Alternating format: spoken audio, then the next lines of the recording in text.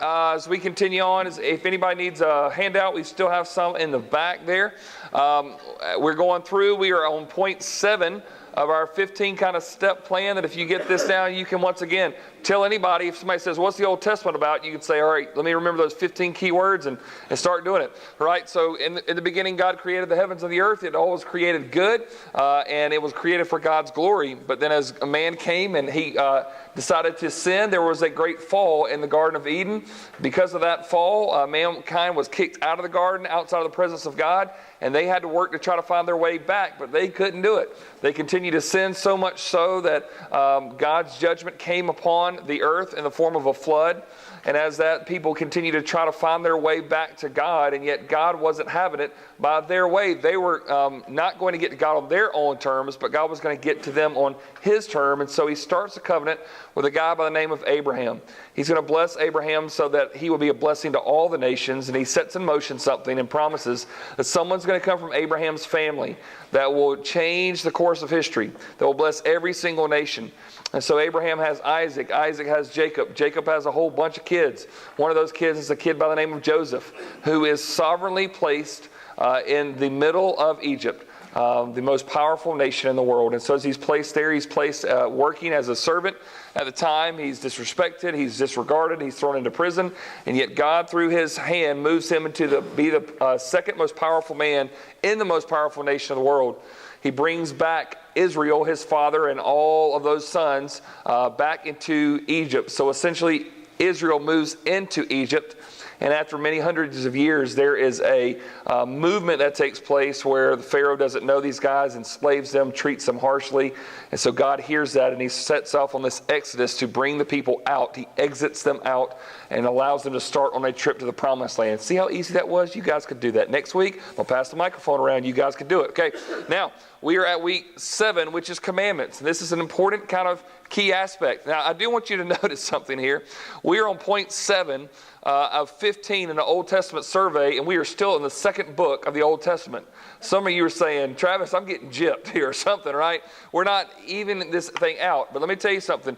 Genesis and Exodus set the stage for so much more of what happens. In fact, so much of what happens in Samuel and Kings and Chronicles and all these prophets are speaking relating to this, that these have to be such a huge part of our understanding.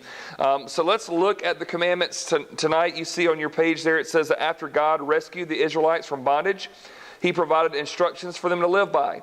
The commandments were God's instructions for His people to live a wise and obedient life. So here's a couple of facts just to start us off today as we think about the law.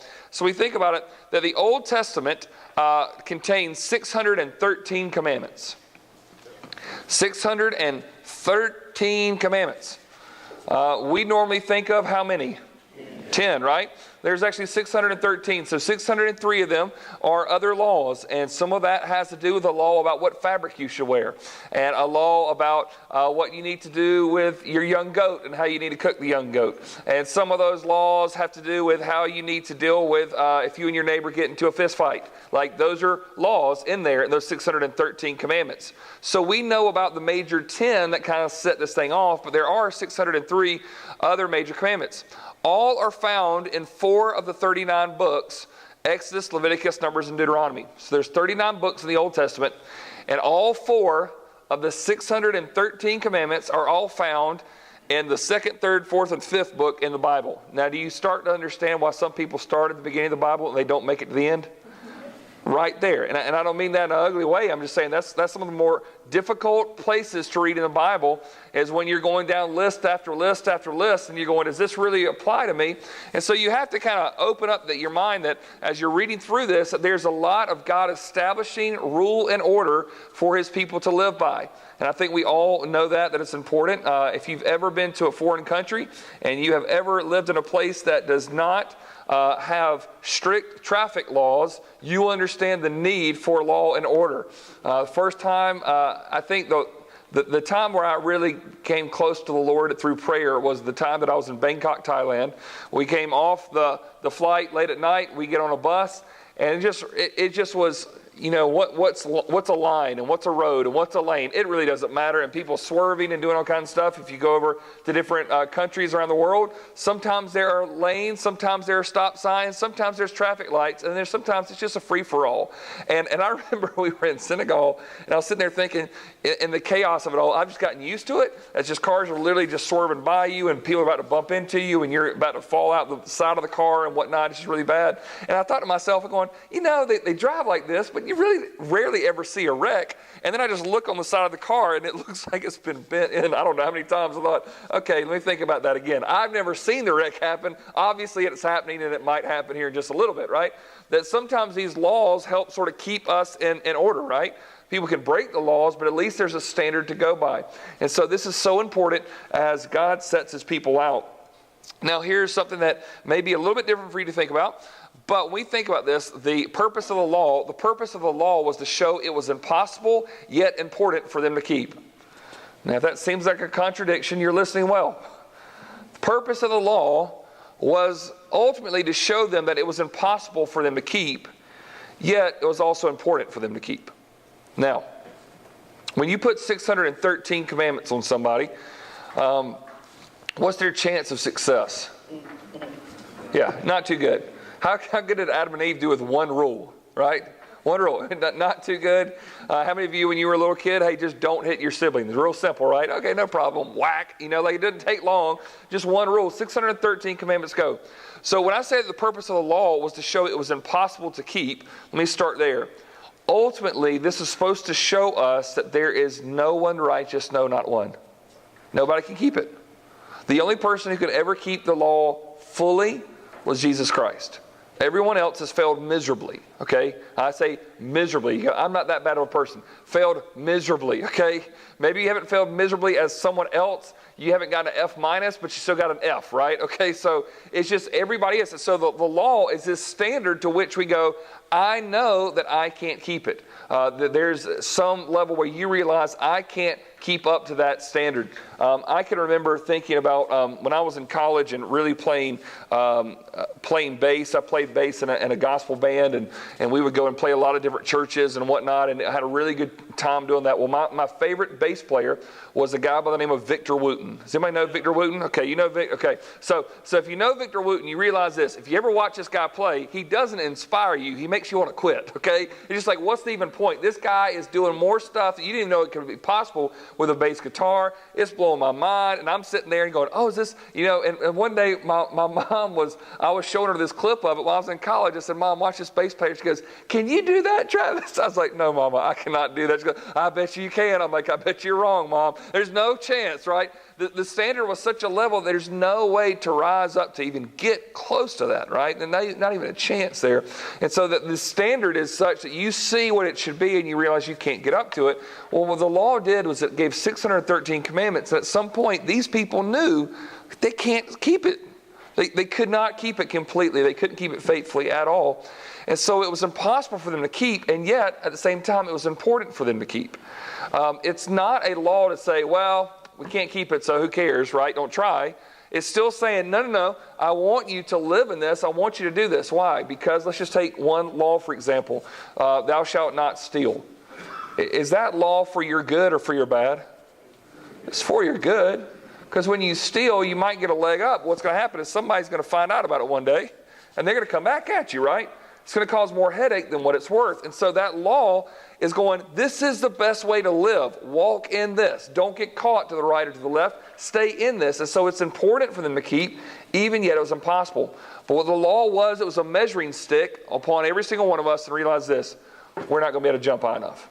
We can't measure up. We're not going to. And so yet, it was still a standard for us to live by. So now there's different types of law out of those 613. Some laws are obedience laws. They demand the people to stay loyal to God. Okay? They're just obedience laws. They are given to demand the people to stay loyal to God. You have a verse there on your page from Deuteronomy 6:5. It says, you shall love the Lord your God with all your heart, with all your soul, with all your might. Well, why is that? You're just supposed to, okay? It's just an obedience law. Do it. This is the best place for you to be. And I'll say this. not only is that a wise, a lot of times people will go, that sounds kind of very egotistical for God to demand people to be loyal to him and people to love him and whatnot. And I'll say this, I am at my best when I have the Lord at the center and the throne of my life. If he's removed anywhere else, that's always a problem, right? And so he's saying, no, this is best for you. My wife is very thankful when I am loving the Lord with everything I've got. My kids are very thankful if I am loving the Lord with everything I have. I imagine you guys would be very thankful if I was loving the Lord with everything I have. So these are obedience laws he tells us to keep. Number two, some laws that seem trivial actually have a deeper purpose rooted in the sin of worshiping other gods. So some laws, they seem trivial to us. They don't make sense at all. They have a deeper purpose rooted in the sin of worshiping other gods. We read them and we think this is really weird. I'll give you one of my favorite verses of Scripture. One of my favorite of the 613 commandments is found in Deuteronomy 14:21. You shall not boil a young goat in its mother's milk. The reason why I love that commandment, I have never broken that one. I've broken a lot of those up there. I have never ever broken that commandment. And so I have memorized that verse. I like to remind myself of it. It makes me feel good. Now, you read that and going, why in the world is that even a law? Because there was a neighboring group of people who did that in pagan practices. It was worship to them. It was part of appeasing another god to try to get their way with that god. So here were some of the Israelites saying, yeah, Lord, we love you. Oh, by the way, we're just going to, as we're cooking over here, we're going to boil that young goat in its mother's milk. No harm right here. And God goes, I know what you're doing. You're trying to have a God on the side, right? You got your relationship with me, but you're trying to also just do enough over here just in case there's any benefit thrown my way. I want to do that as well. That's syncretism. That's bringing two religions together and syncing them together. And this is what the Israelites were doing. And so God put a law down. Don't do it. And it seems trivial to us, but there was a reason behind it that maybe we couldn't see it. And then the third one, this is funny, but this is important for you to know. Some laws were given to protect the Israelites' diet. Some laws were given, now those 613, because he didn't want them to have tummy issues in the wilderness. Leviticus 11:7, and the pig, because it's part of the hoof and is cloven-footed but does not chew the cud, is unclean to you. The pig was off limits to the people while they couldn't eat, and there's other things that they would talk about. How you would need to clean of this or do with that. Why was that? Because you know what it's like to get that stomach bug really, really bad? And you know how bad it is, even though you have plumbing and you have somebody and a doctor. And you know how bad it is when you feel like, okay, I've got saltines and I got all that stuff. Now imagine you're in the wilderness. And you are walking around in the wilderness and there is no plumbing, there is no doctor, there is no Gatorade, there is no saltine crackers. And God says, I'm going to make a few laws about this. Don't eat that stuff. And if you eat this, you better clean it this way and you better do this here. And it makes no sense, especially follow this. If you ever really want proof that God exists, why would a bunch of Israelites have a lot of dietary laws that really has progressed the era of when they lived in?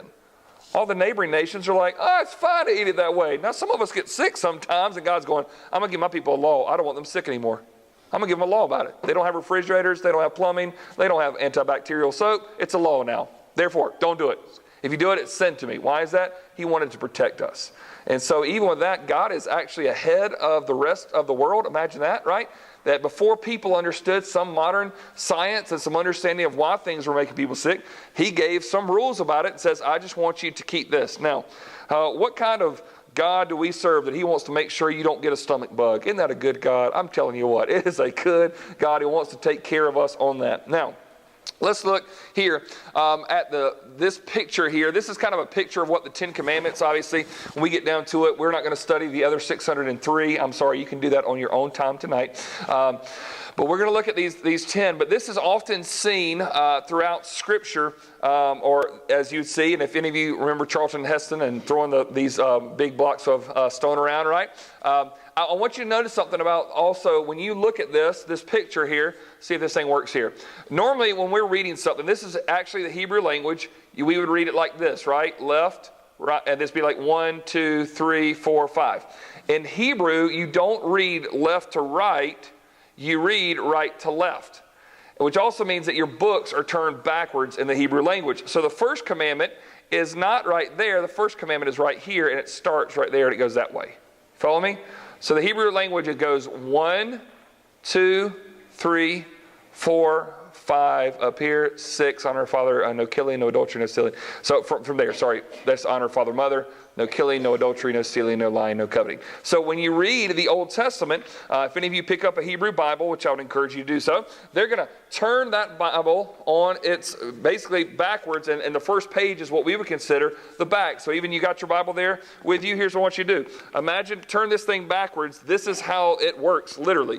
You start at this page, and you open that page, and then you go right to left as you do this. And so when you look at those 10 Commandments, those pages that they would have been read that way.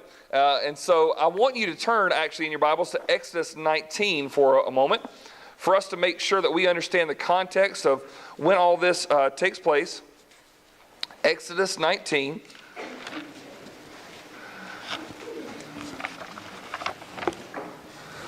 As this nation is starting to head towards the promised land, God gives them these commandments at this pivotal time. In Exodus 19 verse 1, it says, on the third new moon after the people of Israel had gone out of the land of Egypt, on that day they came into the wilderness of Sinai. They set out from Rephidim and came into the wilderness of Sinai and encamped in the wilderness. There Israel encamped before the mountain, while Moses went up to God. The Lord called him out of the mountain, saying, thus you shall say to the house of Jacob and to the people of Israel, you yourselves have seen what I did to the Egyptians, how I bore you on eagle's wings and brought you to myself.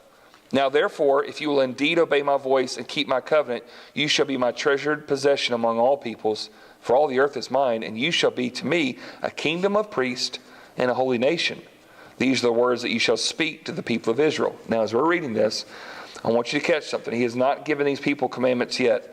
But look, verse 4, once again, he says, you yourselves have seen what I did to the Egyptians, how I bore you on eagle's wings and brought you to myself. What did the Israelites do to deserve that treatment from God? Nothing. What commandments had they obeyed up to that point to get that kind of treatment? Nothing. Had they done anything noble, noteworthy, right? Not at all. It's called grace. It's called favor. It's called blessing. It's called God saying, I'm going to do this. He's the initiator of this relationship. He starts out, I'm going to rescue you. I'm going to get you out of slavery. I'm going to get you out of bondage. You're going to be free. You saw how I did this. You saw what I did to your enemy. You saw how I bore you on eagle's wings. You saw how I brought you to myself. Now therefore, verse 5, if you will indeed obey my voice and keep my covenant. Hold on. Wait a minute. We hadn't had to keep a commandment up to this point. And he goes, exactly. The commandments are going to come now and not earlier. Why? Because if God would have waited for the Israelites to obey commandments before he let them go, they'd still be in Egypt today. If God would wait for any of us to get our act together before we could come to him, none of us would be in a relationship with him. Grace always precedes commandments. Always. And in this case, grace is going to precede those commandments and reach out. So he brings them to himself, and now he says, now I want you to obey this. Why? Because you're my people. You're a treasured possession, and I want you to start acting like it. I want you to start living that way. I want you to start living in such a way. So in the same way, if you think about it, because you're among, verse 5, the end of it says, you shall be my treasured possession among all peoples, for all the earth is mine. So this is what he has said. You are mine. Now I want you to start acting like you're mine. You see the difference there? Hey, it's not act like you belong to me and then I'll let you be mine. It's no, you are mine here and forevermore. But now I want you to start acting like you are mine. I can say this tonight because my crew's out there. They're finishing up the kids' mission, secret mission night. So we have, for those of you that are new here, some of you have been around since I've been around, but we have 3 children, Obadiah, Eli, Gloria, 10, 10, and 6. If you're not aware, one of our children is adopted. Not exactly sure if you knew that or not, but we do have one child who's adopted, Eli, and I don't like to make a big deal about it, especially when he's around, because he just doesn't like a lot of people staring and asking questions. He knows that everybody knows he's adopted. He's fine with it, but he also doesn't like people to make a big deal about it, and ask questions and whatnot. But yet he loves when his story helps encourage someone else. One of the most interesting things about Eli, just for you to know, Eli was adopted from Ethiopia. He was severely malnourished. He was very, very sick. When he was 2 years old, he was not walking, crawling, talking, could not lock eyes with people. Eli was a very, very sick young man.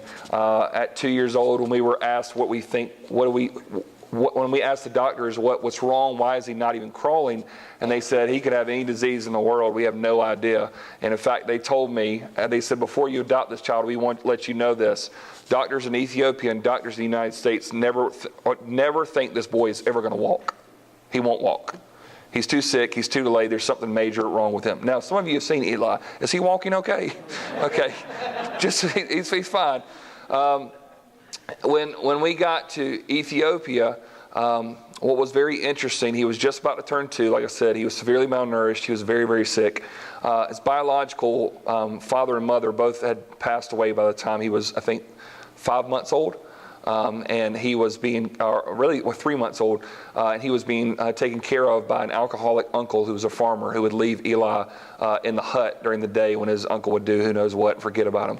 Eventually, he couldn't take care of him, and Eli wasn't developing enough where he could leave him, so he left him at the orphanage. And so when Amanda saw that there was this child that was 14 days younger than her child that was running around the house and doing really, really well, she says, we need to do something about him, and we need to bring him home now. Like, it's a pivotal time. And so when we got to Ethiopia, it's very interesting. When I met the boy, he had my name. Like, legally, his name had changed from Botella Lanko to Botella Travis Agnew legally before I'd even got my eyes on him. Like, physically, we had seen him and we said, yes, we were going to bring him home, but he was legally mine, right? Now, what was happening in Ethiopia at that time, just for you to get your head around this, Ethiopia has changed its standards on adoption since then because there were a lot of families who were willing to adopt the child based on the pictures that they saw, but when they got to Ethiopia, the child was either sicker or not as cute as what the picture had promised, and they were leaving that child in the orphanage and going back to the United States. Well, when that child has been now orphaned a second time by someone of a citizen of a different country, he can no longer, or she can no longer be adopted ever again, is stuck in the system. Because this child belongs to someone on foreign soil, and so they can't do anything. And so all these children were getting stuck into the system because these American parents were thinking that they weren't cute enough when they got there. So there were all these horror stories that, hey, the pictures you might have may not be the real child. He might be more sicker than you possibly imagine. You don't know, but he was legally, the boy had my name. First time I ever walked in to see him. When we walked in, I can remember he was a lot sicker and a lot worse shape than I thought he was. And yet, I went in and I looked down in the crib and I said, hey, buddy. He went, huh? And just raised his hands up to me, and I grabbed him and just held him, and we just talked a little bit, and he spent a lot of time with me, and then we needed to get down and nap, and spent a couple hours there in the orphanage, and by the time I left that day, I'm not lying to you, the boy was crying and kicking and screaming to come back in my arms, and he said, Dada, Dada. And the nannies are going, he hasn't said anything. He's not talking. Like, we don't know what's going on here. And so with that, let him get a nap. The next day, I was spending some time in the orphanage, and a lot of the other parents were going into town and doing stuff, and I was going, hey, we're about to get on the plane with this kid for like a whole day. I want him to be bonded with me. So, like, we spent as much time as we possibly could. Well, I found out something about little Botella, soon to be Eli Agnew. Botella had an anger problem. I know you're saying, oh, it's 2-year-olds. No, this kid would burn the orphanage down. I mean, So Eli, he couldn't walk, he couldn't crawl. So what he did was he would scoot on his behind, like this kind of like little movement. That's the only way he could get around. And he's one of the oldest kids in his room, but he was the only one that wasn't walking. So if he was playing with a toy, some other kid would just come and grab it from him and just take off, and he couldn't get him. So he would just start screaming and throwing stuff. I mean, I'm thinking like, oh no. Like, I just remember watching him going, this is going to be a problem. You know, I'm thinking, we've got a brother 14 days older than this one when we get home, right? And I'm sitting here going, what in the world are we going to do?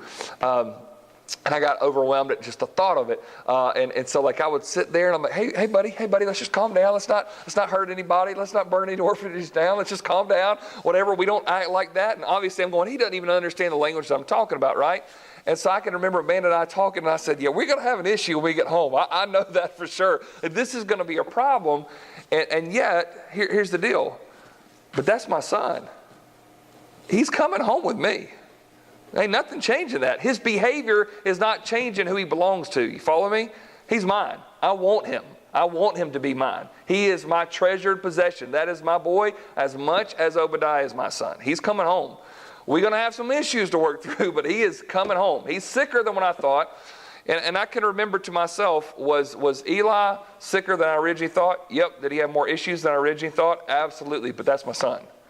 God had seen it that he was my son, so he's coming home with me. So I can remember, I love him that way. You've got my name. Nothing's changing. We get home. Then in the first couple of days, he starts one of those little temper tantrums in the middle of him and Obadiah. Obadiah's really trying to say, and hey, let me help you out. Let me hear you want this toy. And Eli just get angry and start doing stuff. And here's what we don't know. Just give you a little perspective here. You don't know what you can do as far as especially trying to get a child to bond with you, and you don't know what he's experienced when you come down to discipline, right? So there are certain things that originally I would think of as a parent I could do with my child, but I go, I don't know what this kid's experienced. I have to be very, very careful what I do and what I don't do, right? So I'm thinking, at first, all right, I'm just going to put this kid in timeout. Timeout? Everybody in his life has left him. And so I was about to sit him in a room going, okay, that's enough, and walk away. And I'm going, I can't do this to this young man. I can't. So I remember he was temper tantrums, throwing stuff, going crazy. And I pick him up, and I take him to the back room, and Amanda goes, well, what are you going to do? I said, I don't know. I'm making this up as I go along. And so I go put him in the room in the corner, and he is screaming, and he's crying, and he's mad. And I look at him and I say, and I know you don't understand anything I'm saying right now, but Agnews don't act like that. Agnews don't act like that. You understand me? You are an Agnew. Agnews don't act like that. And I turn around, and I just turn my back to him, but I stay in the room so he at least knows I'm there, but I'm not going to give him attention as he screams and cries. 2 minutes. He's yelling, he's screaming, he's crying, whatever. 2 minutes, all of a sudden he's, oh. Are you done now? Agnews do not act like that. You see, there's a difference when you know somebody's sinful issues. You still can bring them into the family, but once they're a part of the family, it's okay to say, you have to start acting like the family now. You follow me? That's what these commandments were at this time. You are mine. You belong to me. But now that you belong to me, you're going to start acting like you belong to me. You follow me? And that was the difference. And so for Eli, at some point I could say, son, you need to act like an Agnew. You are an Agnew. You will forever be an Agnew. But because you're an Agnew, we have certain rules that we're going to have in this house, and you will live by them. You will. You will submit to them. You're going to learn, I am the daddy, and I am bigger than you, and I am going to win this battle. And so at some point, that's what the commandments are, is that God's saying, you are mine, you have my name, you have everything you could possibly ever ask for, as much as any of my children would. But here are commandments to keep you in line. Why? Because you're my kids, and you're going to act like my kids. That's why. They're not a prerequisite for it. And so when he says this, it's so important. And once again, I love to be able to tell people, that's the picture of what God is doing here.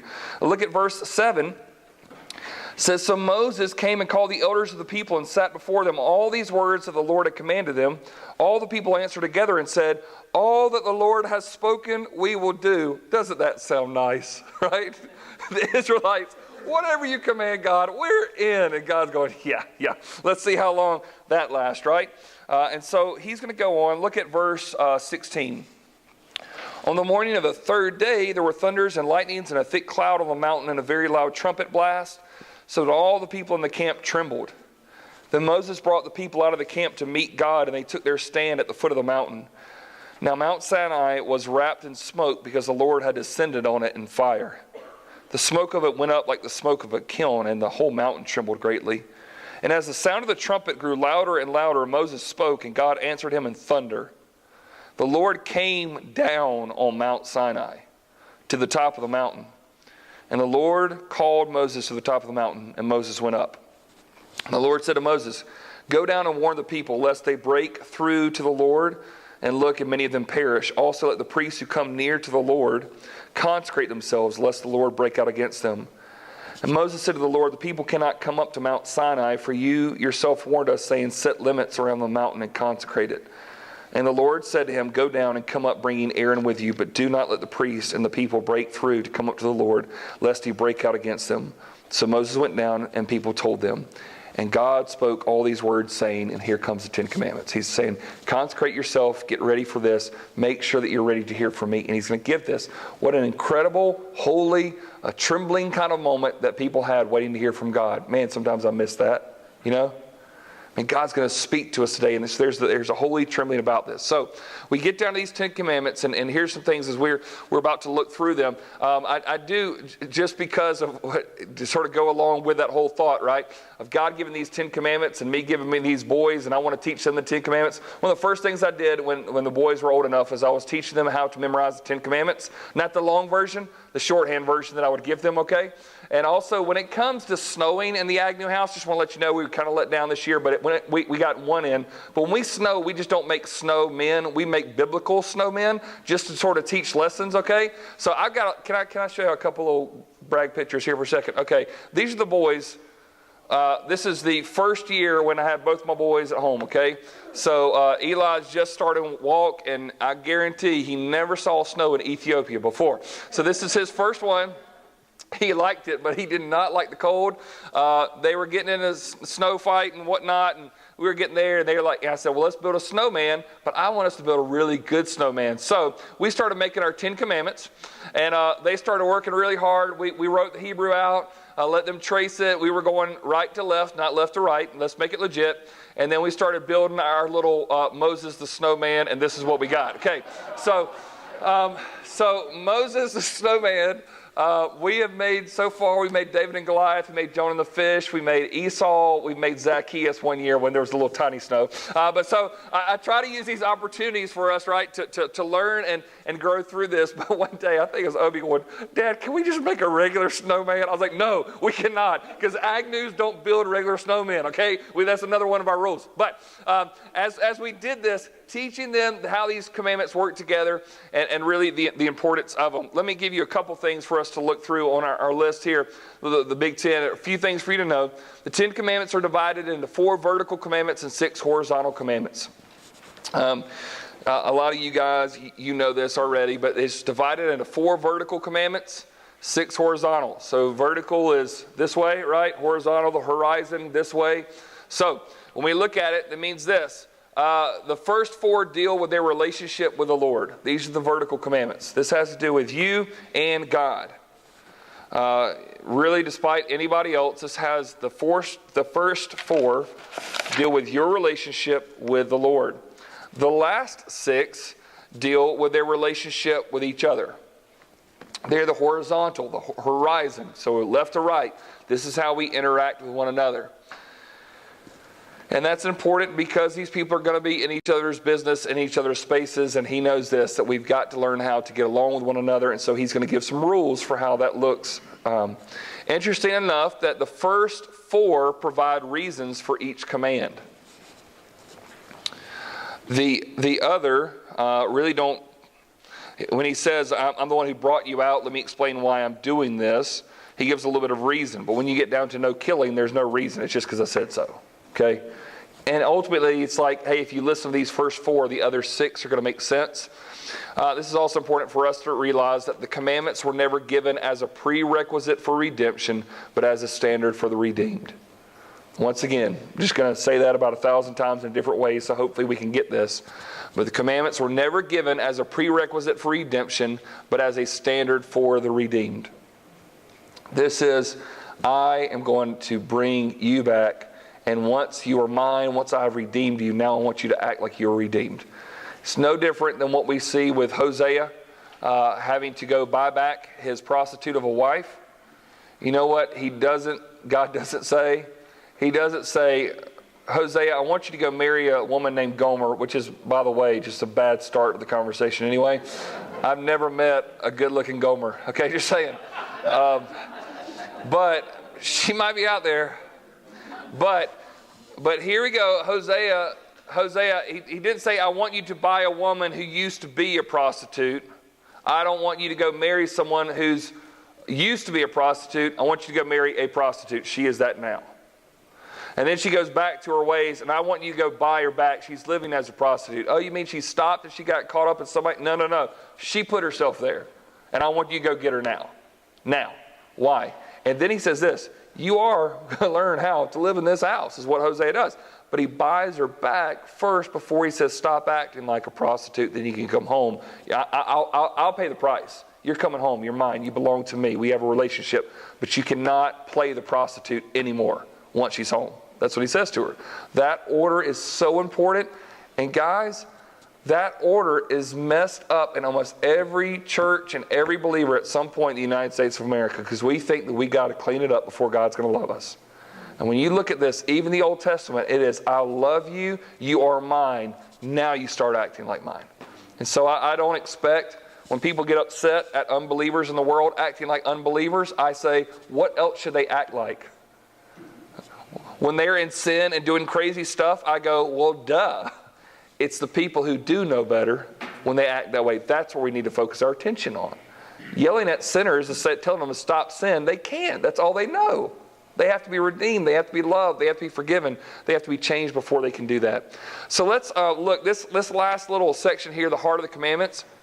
What I'm going to give you is a summarized commandment. We're going to read each one. But so you see the summarized commandment that I've given you there. No other gods, no idols, keep his name holy, keep his day holy, honor father and mother, no killing, no adultery, no stealing, no lying, no coveting. If you can remember those 10, you've got it, okay? But what I also want to give you is I'm going to give you a sinful tendency that I think that what God was trying to address with each one of these commandments. So when you look at these 10 right there, okay, so no other gods, no idols, keep his name holy, keep his day holy. You see those first 4, once again, those are those vertical commandments, right? Between us and God. And then the next 5 through 10 are those that are horizontal.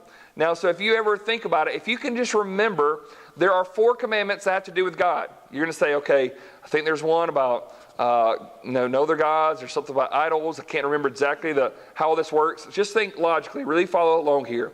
You're probably going to start with the one that says, don't have another God, right?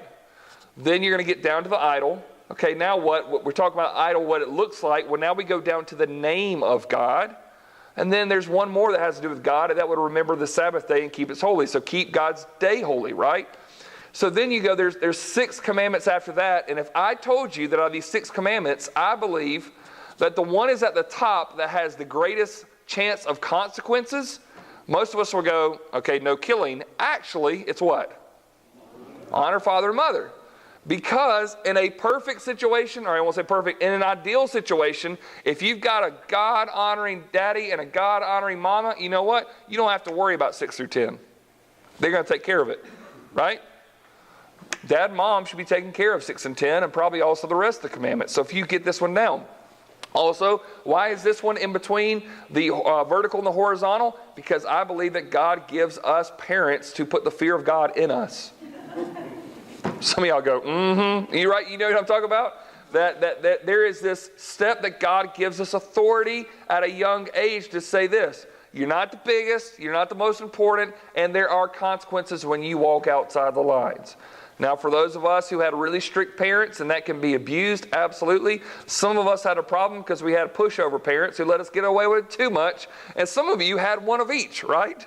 And you knew which one to go to when you got in trouble, right? You knew exactly what to do. But ultimately, what parents are supposed to be is really a visual representation of God's authority over our lives. That there are consequences when you step out of line. And so ultimately, I want my children growing up realizing this. When I step out of line, there's a consequence. There's a timeout. There's a spanking. There's a punishment that's going to be there. Why is that? Because if you go out there and you can continue to break these commandments as an adult, there's a lot worse stuff that's going to happen to you out there.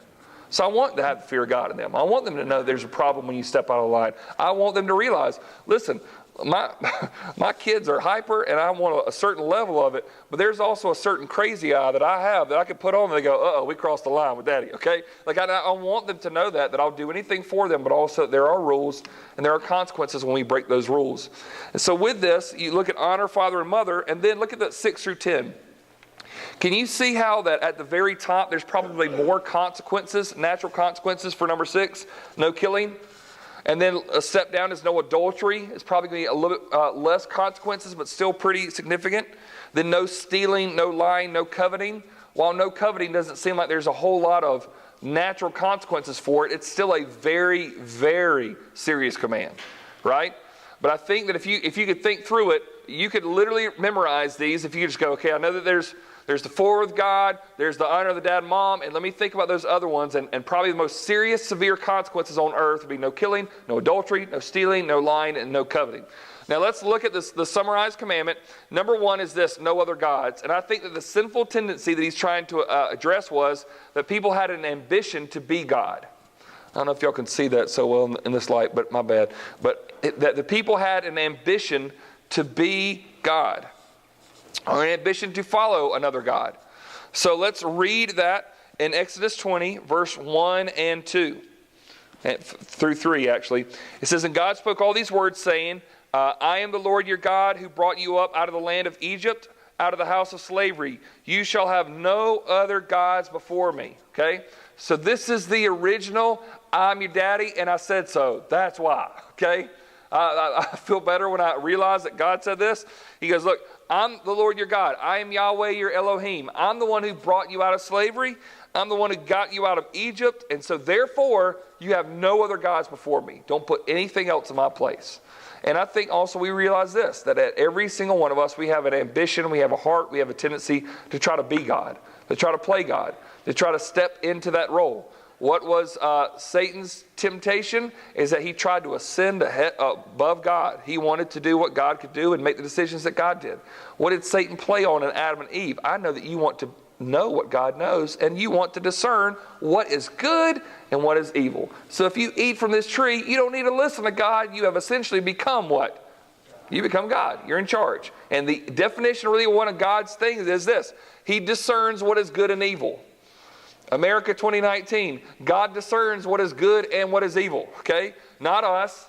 Not popular opinion, not whoever is an elected official, not no matter what the petitions are saying.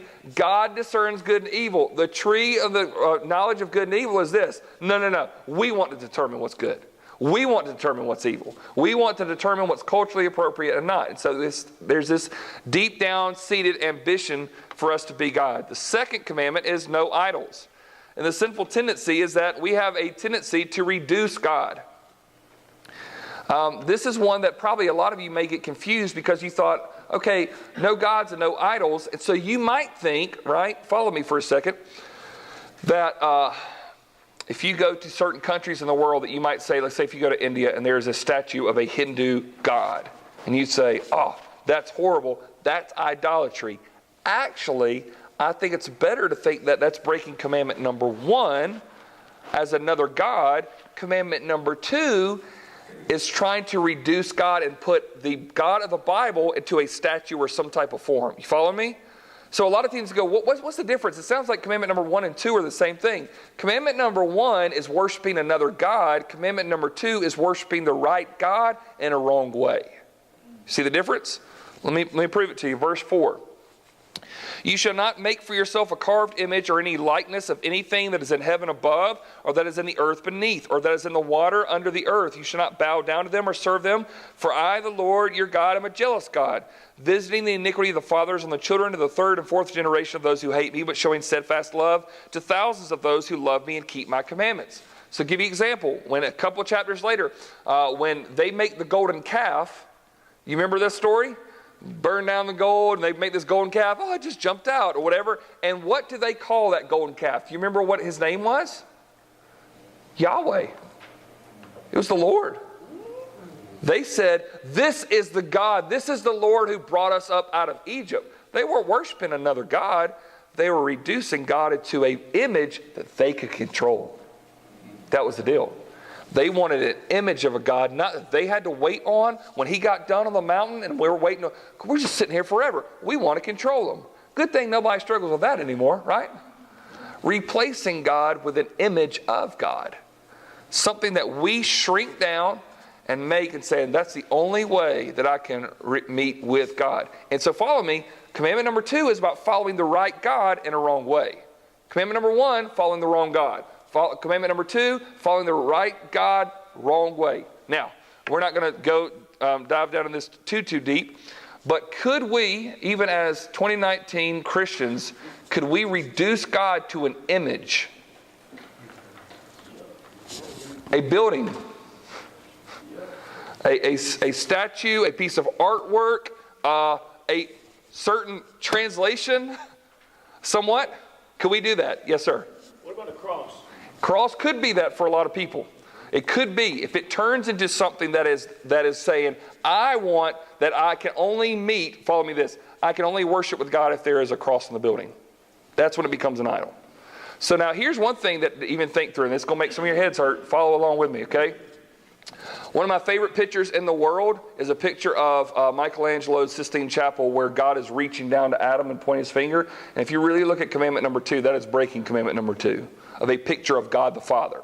Now, Jesus is known as the Son of God, but also God in the flesh. So when Philip says, we just want to see the Father, Jesus goes, you're looking at him. This is how I have shown myself an image.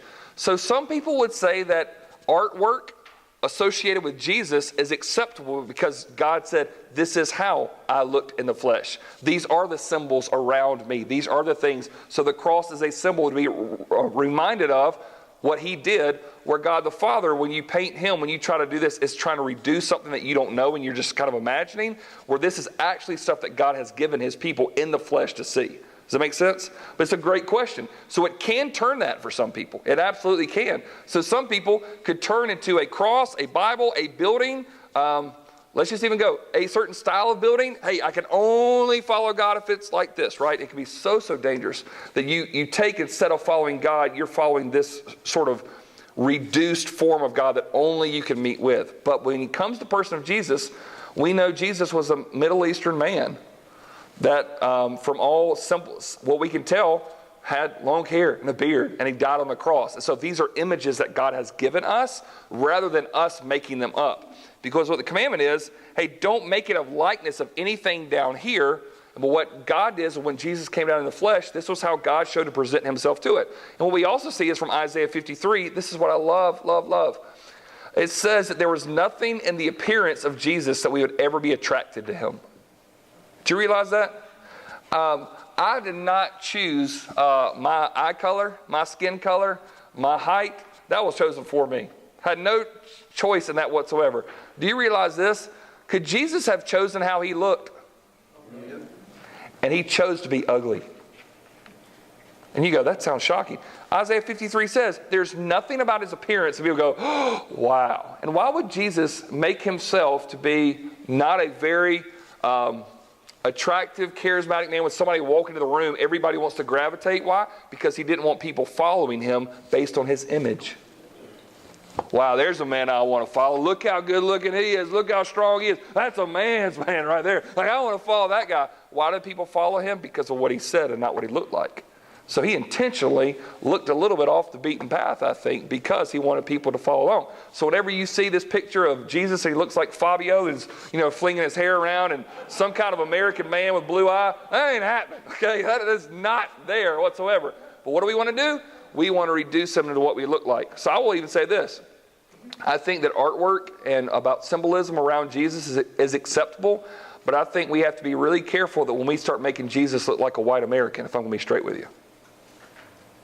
That's where I say that might be breaking the second commandment now, because we want him to look like us instead of the image that God gave us when he came as a Middle Eastern man at that time. So, great question. A lot of stuff to think about. Keep you up at night. You're welcome. Okay, number 3, keep his name holy. The tendency is this: we have a danger of speaking of God in a worthy manner. There's a danger of speaking of God in a worthy manner.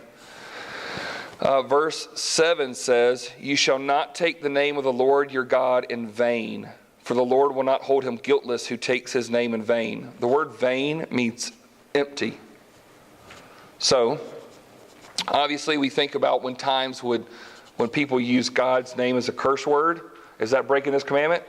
Sure it is. Absolutely it is. Is it also not breaking this commandment every time we sing a worship song and not thinking about the one that we're worshiping? Throwing around the name of the Lord and not even thinking about it? I mean, How many times have I sat in a service and I've read what's on the line or read what's in the book or read what's on the page, and I have not considered what I'm saying, throwing his name around all the time.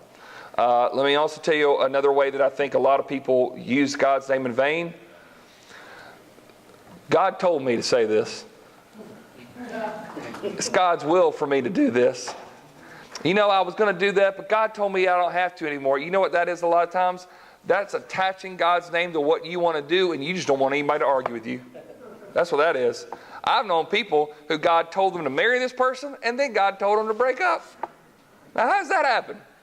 In fact, listen, I was at North Greenville. There's a guy that was, he told me, he said, Travis, he said, God told me to marry that girl over there. I said, you even know her? No, but I know. I'm going to go over there and I'm going to talk to her. Well, no, it wasn't a lie. A couple months, they were engaged. God told them. She's going to be the one. They're going to get married. They were going to get married after the freshman year, and I thought it was incredible. And then all of a sudden, he told me they broke up. And I said, what happened? He goes, God told me it wasn't supposed to happen. I went, are you for real? He's like, yeah. He goes, I was praying, and God told me. And I said, you know what, that's a little scary. He goes, why is that scary? I said, because it sounds like to me that God's a schizophrenic. And he looks at me with shocked eyes, and I said, you said he told you to marry her, and now he's changed his mind. He don't want you to marry? I said, it sounds like you're just trying to attach God's name so somebody won't argue with you anymore. And we have to be very careful. So even, I hope you, I don't think you'll call me on the carpet if I ever come to you as your pastor and say, God told me we're supposed to go do this. Unless I can tell you a chapter and a verse, this is how I better say this. I feel like God is leading this way. I'm a man. I'm fallible, okay? I don't know for sure. And so anybody ever says, God told me to do this, and I'm sure, I go, man, they got a different line than I got. And I know sometimes I've got a strong leading, and I go, man, I feel like the Spirit has got in this. But I also want to say this. The proof is showing in the wisdom in those deeds, right? So now, are we stepping in that right direction? Are we going in that right place? So make sure you keep his name holy. Number 4, keep his day holy. And the sinful tendency here was that they had a problem trusting God for provision. And once again, most of us, raised in church, you go, what are you talking about? We're supposed to keep his day holy by coming to church, Trav. That's why we're here today. And reality, that fourth commandment, look at verse 8. Remember the Sabbath day to keep it holy. 6 days you shall labor and do all your work, but the seventh day is the Sabbath day to the Lord your God. On it you shall not do any work, you or your son or your daughter, your male servants or your female servant, or your livestock, or the sojourner who is within your gates. For in 6 days the Lord made heaven and earth, the sea, and all that is in them, and rested on the seventh day. Therefore the Lord blessed the Sabbath day and made it holy. What does that say about worship in there? Zilch. Not in this original command. What is this about?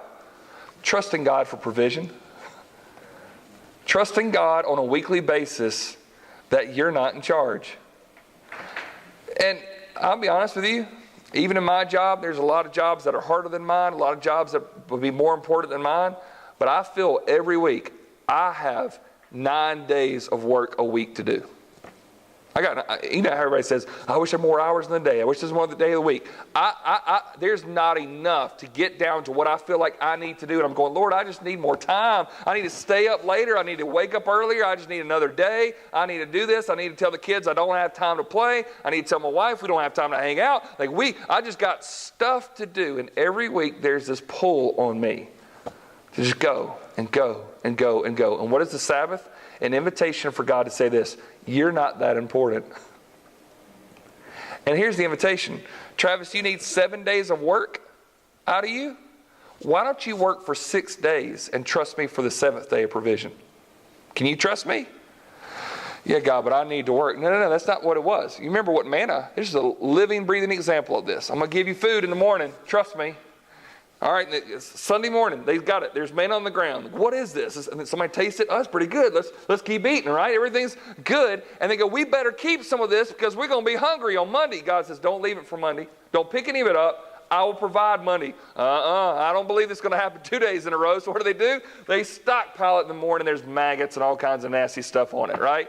But yet there's bread still on the ground Monday morning. There's bread on Monday, Tuesday, Wednesday, Thursday. Friday, he says, you better get enough for tomorrow because I'm not going to make you work on the Sabbath day. You're going to rest. They go, oh, he's pulling our leg again. No, we better not stockpile it up. And so they don't. And guess what? There's no food on the ground on Saturday morning. What is he teaching them? I'm going to provide for 7 days, but I only want you to work on 6 days because I want you to trust me that you need to stop. So God created for 6 days, and on the 7th day, he enjoyed what he created. A good rhythm that he is giving us is that men, women, every single one of us, we should work hard for 6 days. And there should be 1 day a week where we stop and just enjoy what we've been able to be a part of creating. And stop. So that means that for me, I try, at least on Saturdays, slow down, unplug, don't open up my computer, don't do all this kind of work. Friday, basically, the Jewish calendar was around sundown to sundown. So Friday night, I start slowing down. Saturday morning, Saturday night, when that sun goes down, I got to start thinking about my sermon again. I don't touch it, though. I try not to touch it at all during Saturday. Try to just rest. So that means on Saturdays, we cook a little bit more, eat a little bit more, slow down, play a whole game of Monopoly yesterday, okay? Why? I had a lot of stuff I needed to do, but I guarantee this, there's nothing more important than me playing Monopoly with my kids yesterday. Nothing more important. Spending 4 hours until I finally got those boys and bankrupted them all. I mean, it's important.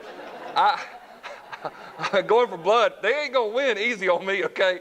I'm not going to grow up these little, anyway, they're going to have to work hard at it, okay? So with this, but that time, was there other stuff I could be doing? Absolutely. But I'm saying it's good for my soul just to rest. And God is saying you've got to build that into the rhythm. Okay, let's get down these last ones real quick. I know we got to go. Number 5, honor father and mother. The problem that he knew he'd have is submitting to authority. And so he gives us fathers, he gives us mothers to be able to learn how to submit to authority. Verse 12 says it very humorously to me. Honor your father and your mother that your days may be long in the land that the Lord your God has given you. You know what that means? I brought you into this world. I could take you out, right? Mama ain't happy. Nobody's happy, right? It's going to be bad for you in the long. Honor your father and mother. Who was the first man in creation to ever hear these words? Moses. He was about an 80-year-old man when he heard this. Did God expect him to obey it? Absolutely he did. This wasn't for the preschoolers. This is for every single adult here. Can I just tell you that if you still have parents, you honor your parents. You show them honor. You show them respect. Even if they drive you bananas, you show them respect. You show them honor because God gave them to you. And can I just give you a little tidbit of something I read years ago that's going to set some of you free tonight? When you cannot honor the person of your parent, you honor the position of your parent. Even when you cannot honor the person of your parent, I don't like them, they don't make wise decisions, they drive me crazy, you still honor the position of your parent. God has put them in your life and you honor them. And that is something that hopefully can at least reorient some of us here tonight. No killing, number 6. He knew that we would have ongoing hostilities. So in verse 13 he says, you shall not murder. Because if you kill someone, it's going to continue and that murder is going to happen and someone's going to get revenge and someone's going to do this and someone's going to do that. It's going to continue to escalate and continue to one-up every single time. So new ongoing hostilities. Jesus comes along and says, if you have hatred in your heart towards your brother, that's where it starts, right? So you stop calling people by names. You stop letting all this ongoing hostility happen because someone who starts calling someone fool, someone who starts getting angry, it leads to killing. Watching young boys play upward basketball, you can realize this. If some of them don't get their tempers under control, it's going to lead to ongoing hostilities and get them in some trouble one day. Number 7, no adultery. He knew that the sinful tendency would be sexual purity. And so he says, you have one spouse for life. Don't step outside those lines at all. And a lot of people would say, well, God, that's not fun. We want to be able to enjoy other people. And God says, promise you this. You want to enjoy life to its fullest? One person. All you get. All you get. Because people don't realize this. The fun of adultery lasts for a moment, but the heartache and the headache of adultery lasts for a lifetime. To the 3rd and 4th generations. Family feels it. And so he's saying, look, sexual purity has to be maintained at all costs. Number 8, no stealing. He knew that we would have a problem keeping integrity. And so he says, look, you shall not steal in verse 15. Don't take anything that doesn't belong to you. You work hard with your hands and you get what you need to get. You provide for others, but you do not steal to take anything from another person. Number 9, no lying. He knew that our sinful tendency is to be honest. And so we want to tell little white lies. We want to exaggerate. We want to do all these different things. But ultimately, our word, we want it to be trusted at all cost. So that means, even as a family, as a father, I want my kids to trust what their dad says at all cost. So I want them to know that when I speak, when they ask me a question, even if it's a hard question, I want to tell them the truth. I want to always tell them the truth so they can always trust that when dad opens his mouth, that he's speaking the truth to us. And then number 10 is no coveting. And he knew that we would have an issue with being content. And so he tells us no coveting. This one is verse 17. It's worth reading together. Because at the end of these 10 commandments, he says this: you shall not covet your neighbor's house, okay, where he lives, his house. You shall not covet your neighbor's wife, okay, that makes plenty of sense. His male servant or his female servant, that really talks about a job, really. Or his ox or his donkey, I guess I could say, don't be jealous of his ride, what he's driving, okay? But listen to the way it sounds. You should not covet your neighbor's house. You should not covet your neighbor's wife or his male servant or his female servant or his ox or his donkey. Or anything else that's your neighbor's. I just feel like it's like God going, hey, or just include everything else in there. But ultimately what this is after, guys and gals, this is important for us to realize. When you start thinking, it's not fair that I don't have that, your heart is saying this: what I have is not enough, God, and you've given me wrong stuff. Whenever you say it's not fair, somebody told me years ago, whenever you say it's not fair, you always have to add these words to it. It's not fair to compare. Because what you're doing is saying, they don't deserve it, I do. I should have more than what I'm at. And he said, look, you've got to make sure that you get to this point where you say in your life, I have enough. God has given me enough. Amen?